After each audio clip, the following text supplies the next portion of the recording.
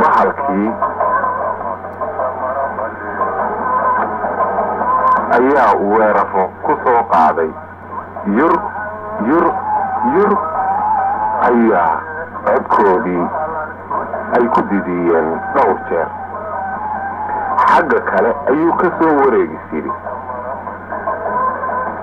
wuxuu helay markaa dabayl kale oo aan tii ragga ahayn ugaadha haddii dabaysha laga maro ama dugaagaba way yaqaanaan qalbi lula ayuu markaa meel cidlo ah ka helay iyo qabow ayuu ku qaatay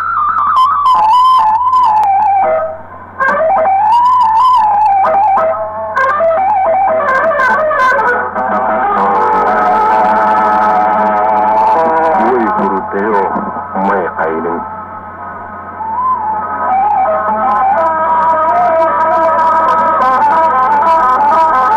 jirdaaweynta geedaha hoostooda ayuu bahalkiina la tegay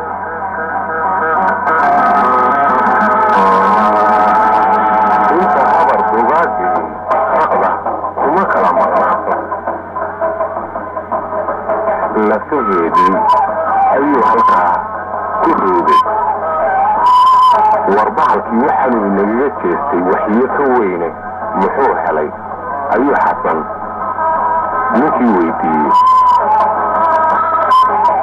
waxaan u malaynayaa buu yidhi cabdina inuu neef baadiya kaynta ka helay alla ilaha bahalkaasi wuxuun haynaga helo ayuu xasanna yidhi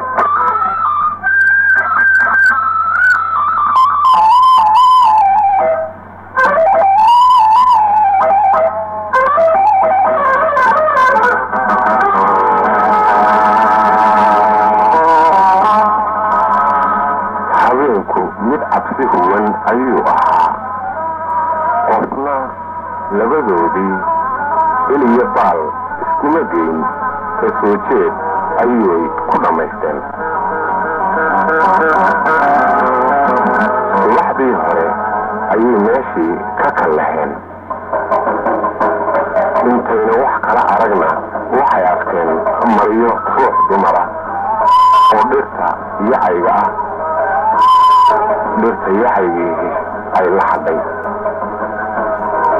xaadkii raqda ku duldegayena indhaha saare naxdin gooniya ayaa ku dhalatay markay u garteen inuu qof aadamaa xalay libaax meesha ku dilay waxaase taa ka naxdin badnaa markuu xasan u gartay inay qalbi lula tahay raqdeeda kale lama garan karayn laakiin gacanteedii midig oo aan bahal iyo micitoona ayna taaban ayaa meel bohola ku jirta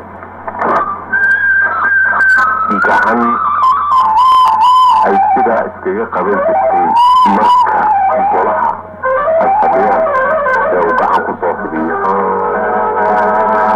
gacan habeenada ka mid ah dhagankiisa si naxariis leh u dhirbaxday gacan caruurnimadii uu ku odhan jiray iyo og ay odhan jirtay intay baabacadiisa ku dhufatay gacanta cirka gacan xasuus gooniye leh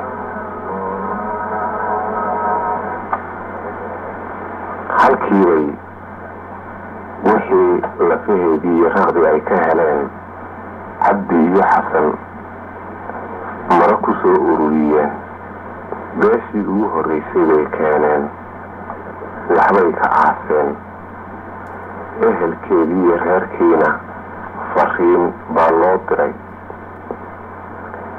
xasan meeluu u noqdo iyo wuxuu ku noqdaa midna ma jiro hargeysuu maalintii saddexaad soo galay waxa loo sheegay inuu adeerkii ahaa oo badaha 35 sannadood ku maqnaayo laga qoostay arriga yimi.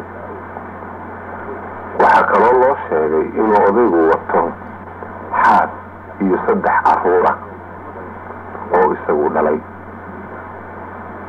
3 carruur ah gabadha ugu weyn naagin Ingiriis ah ayaa u dhashay baa la yidhi. labada kalena gabar Soomaaliyeed oo Liverpool meesha la yidhaah u ka helay ayaa u dhashay. xasan reerkii ayuu barasho ula tegay.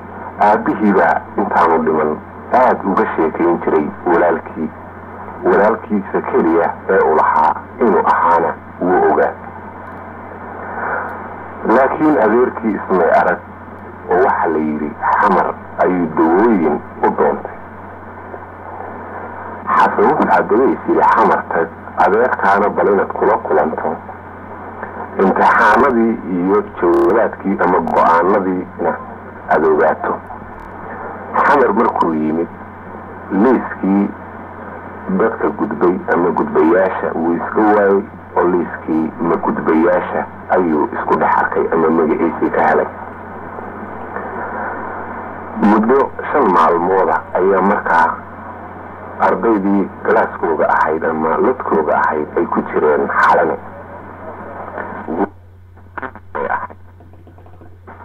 isagoo aan shu'aysanayn ama dan iyo man midna aan ka lahayn ayuu is arkaa isagoo airportka sidaa u dhaafay oo bacaadkii xalane sii socda. kolba ninka waardiyaha ah ayuu u tagaa ama gaarka oo yidhaahdaa walaal waxaan rabay gabadha la yidhaha Weris. waa xalan adeer meesha ayaa lagu yidhaahdaa. adeerkii markay saleen waxay ku wada tashadeen inay Hargeysa wada tagaan oo markaa bayac mushtaru odaygu rabay inuu reerka u sameeyo xasan mas-uul looga dhigo. arrintaa markii la isku raacay ase aanu arag Weris oo haddana aanu arag Maryan ayuu yidhi bal Weris weydaye Maryan raadso. aqalkoogii buu tegey. sidii loo soo dhaweyn jiray looma soo dhaweyn. inantii markuu weydiiyeyna waxaa la yidhi baryahaada adeer maanu arag. meelaha ayuu ka raadiyey dhallinyaradii iyo maaragtay su-aal